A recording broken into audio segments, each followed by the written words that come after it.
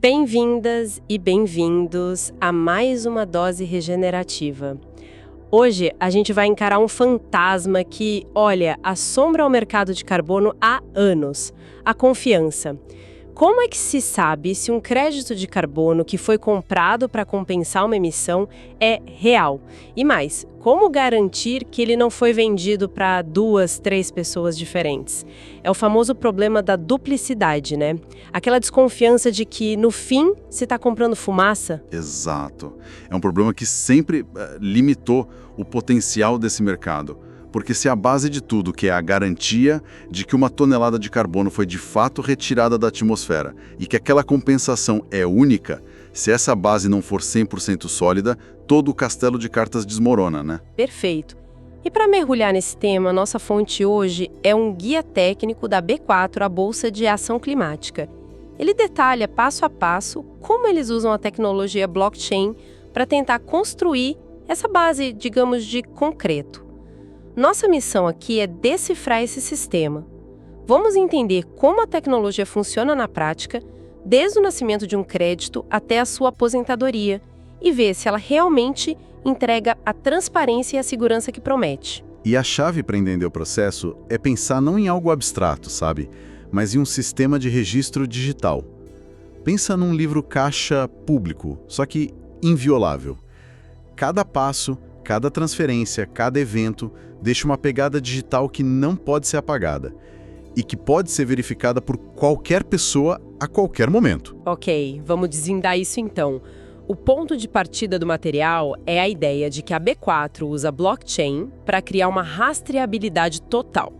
Eles usam uma analogia ótima. Cada crédito recebe uma certidão de nascimento digital. O que isso significa na prática? Como um crédito de carbono nasce nesse sistema? Então, essa certidão de nascimento é o primeiro passo para garantir que cada crédito é único. E o processo, curiosamente, começa antes mesmo da tecnologia. Primeiro, o projeto que vai gerar os créditos, seja de reflorestamento, energia renovável, enfim, ele passa por uma curadoria interna bem rigorosa da B4. E o guia menciona um dado que, olha, é impressionante. A taxa de aprovação é inferior a 1%. Peraí, menos de 1%? Isso é um filtro brutal. O que exatamente eles estão procurando que elimina 99% dos projetos? Isso não acaba limitando demais a oferta de créditos bons no mercado? É uma ótima pergunta. Eles buscam o que chamam de integridade, que vai muito além da simples remoção de carbono. Eles analisam, por exemplo, a adicionalidade. A adicionalidade. Ou seja, se o projeto realmente não aconteceria sem o financiamento dos créditos. Verificam também os co-benefícios sociais e ambientais, como a proteção da biodiversidade, o apoio a comunidades locais e, um ponto crucial, a permanência, a garantia de que aquele carbono vai ficar estocado pelo tempo prometido. É um filtro duro, sim, mas a lógica é priorizar a qualidade sobre a quantidade, para evitar justamente os projetos fantasmas que já mancharam a reputação do mercado. Entendi. Então, antes de qualquer linha de código, existe um filtro humano e técnico muito rigoroso. Faz sentido. E depois que o projeto passa nesse vestibular? Aí a tecnologia entra em cena. Uma vez aprovado, o sistema gera o que se chama de hash único para o projeto na blockchain. Uma boa analogia é pensar nisso como o número do chassi de um carro. É um código único, exclusivo daquele projeto e matematicamente impossível de falsificar. Ah, legal. O chassi? E junto com esse chassi, são gravadas informações essenciais, os chamados metadados. E o que seriam esses metadados? Tipo, os documentos do carro. Exatamente. Ali estão as coordenadas de GPS de onde o projeto fica, a metodologia de certificação que foi usada, a data de início, o período de validade dos créditos, que o mercado chama de vintage, e, muito importante, quais dos objetivos de desenvolvimento sustentável da ONU aquele projeto ajuda a cumprir. Tudo isso fica atrelado àquele chassi digital. Certo. Então o projeto como um todo tem sua identidade. E os créditos individuais, as toneladas de carbono, como é que elas ganham vida? Esse é o segundo estágio. Depois que o projeto está registrado, cada tonelada de CO2 que ele representa é transformada num ativo digital único na blockchain. Cada uma recebe seu próprio ID, como se fosse o CPF daquele crédito, sabe? Conectando-o para sempre ao projeto de origem. E junto com isso ele ganha um timestamp, que é um carimbo de tempo, que registra a hora, o minuto e o segundo exatos da sua criação. Nossa! Essa combinação, o chassi do projeto, o CPF do crédito e o carimbo de tempo, forma a certidão de nascimento completa. A partir daí, aquele crédito é um ativo digital único e totalmente rastreável. Então, só para eu ter certeza que entendi, esse hash, esse CPF digital é o que impede que alguém simplesmente, sei lá, copie e cole um crédito criando um clone falso, porque o DNA dele seria diferente, é isso? Precisamente. Qualquer tentativa de criar uma cópia geraria um hash completamente diferente. A unicidade é garantida pela matemática. Ponto. Aqui é onde fica realmente interessante. Se cada crédito tem essa identidade digital à prova de falsificação, como uma pessoa comum, uma empresa ou mesmo um auditor pode de fato verificar essa informação? Porque, não adianta nada ter um cofre transparente se ninguém tem a chave para olhar lá dentro. O guia da B4 menciona 2 formas principais de fazer essa verificação. Exato. A transparência só é real se for acessível. O primeiro método é o mais amigável, feito direto pela plataforma da B4. O usuário entra no Marketplace, escolhe um crédito, clica em Detalhes e depois em Scan. Ali, a plataforma te mostra de forma clara todo o histórico de propriedade daquele crédito, o status dele se está disponível ou se já foi aposentado, ou seja, usado, e o link para a transação na blockchain. É como se fosse o extrato bancário detalhado daquele ativo. Ok, essa é a versão, digamos, para leigos. E a outra forma? A outra é a prova dos 9, é a auditoria definitiva. Qualquer pessoa, mesmo sem ter conta na B4, pode copiar o código da transação, o minting hash, e colar num site explorador de blockchain público, como polygon.nftscan.com, que o próprio guia cita. Mas vamos ser sinceras, entrar num Block Explorer e ver aquela tela cheia de códigos e letras parece coisa de filme de hacker. Não é uma barreira?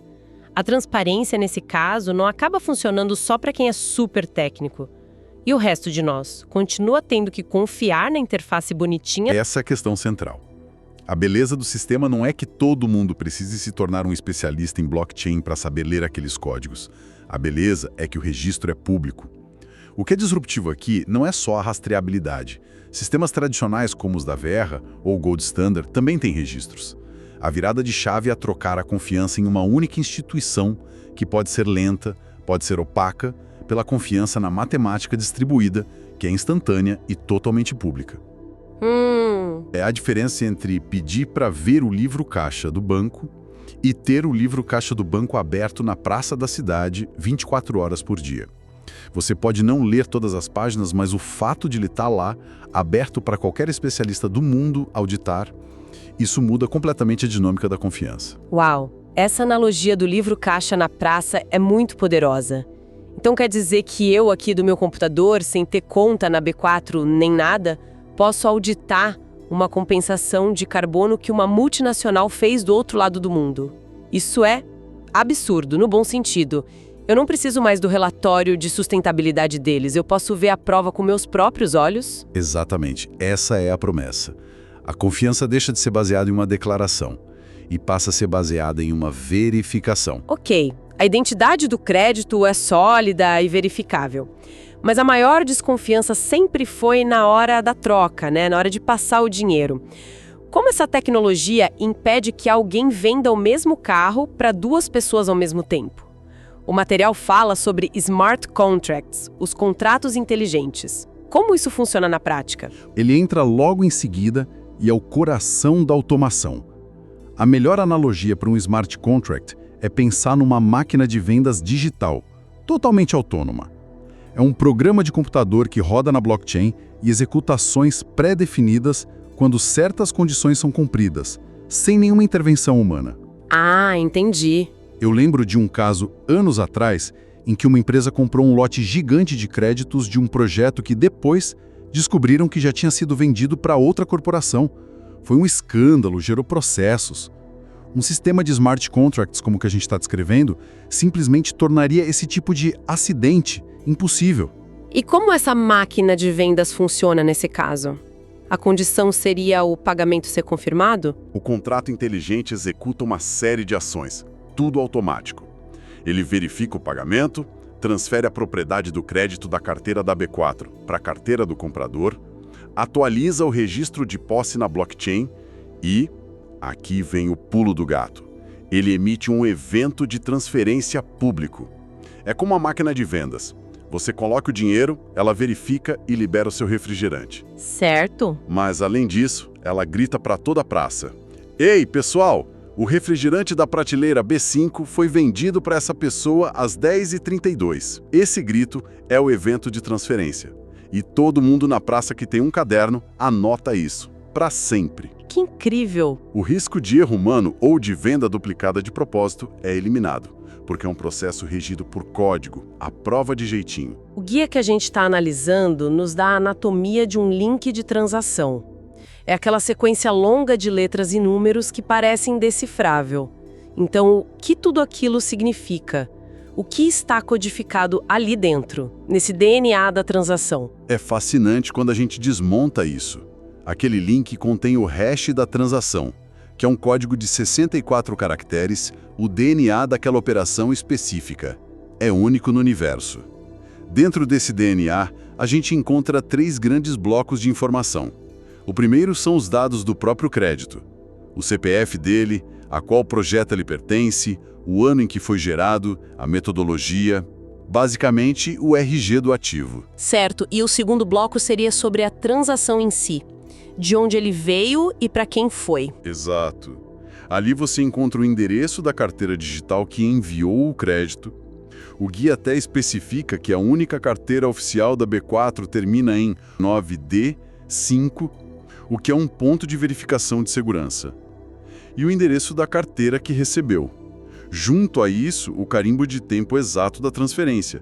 É o quem, para quem e quando da operação, com firma reconhecida pela rede inteira. E o terceiro bloco de informações? O terceiro são os metadados do projeto de origem, que a gente já falou. As coordenadas, o tipo de projeto, as certificações, os benefícios adicionais. Então é como se no DNA estivesse o RG do crédito, o comprovante de endereço da transação e a certidão de nascimento do lugar de onde ele veio. É essa cadeia completa de informações, toda interligada criptograficamente, que forma o que eles chamam de cadeia de custódia digital. Entendi. Não há como apagar ou alterar um elo dessa corrente sem quebrar a corrente inteira, o que seria imediatamente detectado por todo mundo. Além de rastrear um único crédito, o sistema permite ter uma visão do todo. O guia menciona uma ferramenta chamada relógio de ação climática. Como ela funciona? E, para fechar esse ponto, qual é a garantia final de que tudo isso é seguro? O que impede um hacker de entrar lá e mudar os números no placar? O relógio é a transparência na prática. É um painel que exibe em tempo real os dados que são puxados direto da blockchain. O total de créditos compensados, os projetos apoiados, o impacto acumulado. Como os dados são invioláveis, uma empresa pode colocar esse relógio no seu site para provar seu compromisso, transformando o marketing em algo verificável. Legal. Quanto à segurança, ela se baseia nos pilares da própria tecnologia. Que seriam quais? Primeiro, a criptografia, que usa uma matemática tão complexa que torna os códigos impossíveis de serem quebrados ou falsificados. Segundo, o consenso distribuído. Não existe um servidor central para atacar. São milhares de computadores, os nós da rede, espalhados pelo mundo que precisam validar e concordar com cada transação. Para fraudar o sistema, seria preciso controlar mais da metade de todos esses computadores ao mesmo tempo, algo que exigiria mais poder computacional do que existe hoje no planeta. Uma vez que um dado é registrado num bloco e esse bloco entra na corrente, ele não pode mais ser alterado ou apagado. Qualquer tentativa de alteração mudaria o DNA daquele bloco, o que invalidaria todos os blocos seguintes. A rede imediatamente rejeitaria essa versão fraudulenta. Por isso que, para verificar, qualquer um pode fazer o que a gente já falou. Compara o código da B4 com o do explorador público. Se baterem, a informação é autêntica. Ponto final. Recapitulando a nossa jornada, então, a gente viu como a blockchain cria uma identidade única e inviolável para cada crédito de carbono, como uma certidão de nascimento digital à prova de falsificação. Entendemos como os smart contracts automatizam as transações, agindo como uma máquina de vendas que não erra e ainda anuncia a venda para todo mundo, eliminando o fantasma da duplicidade. E o mais importante, vimos como tudo isso é público e pode ser verificado por qualquer pessoa a qualquer hora, mudando a base da confiança de uma promessa institucional para uma prova matemática. Exatamente. Ao transformar um conceito abstrato como um crédito de carbono em um ativo digital único, rastreável e publicamente auditável, o sistema cria um padrão de confiabilidade que é essencial para esse mercado crescer com integridade. A transparência deixa de ser uma palavra bonita num relatório de sustentabilidade e se torna uma característica técnica, intrínseca ao sistema. A confiança já vem embutida no código. E isso nos deixa com uma reflexão final. O guia descreve um sistema de transparência radical para ativos ambientais. Se cada transação, seu histórico e seu impacto podem ser tornados públicos e imutáveis dessa maneira, que outras áreas da nossa sociedade poderiam ser transformadas por essa mesma lógica? Pense em cadeias de suprimentos de alimentos, rastreando um produto da fazenda até a mesa. Pense em doações para caridade, garantindo que o dinheiro chegue ao seu destino final. Ou até mesmo na aplicação de verbas públicas, permitindo que qualquer cidadão audite os gastos do governo. O que muda no mundo quando a premissa de confie em nós é substituída pela capacidade de verifique por si mesmo?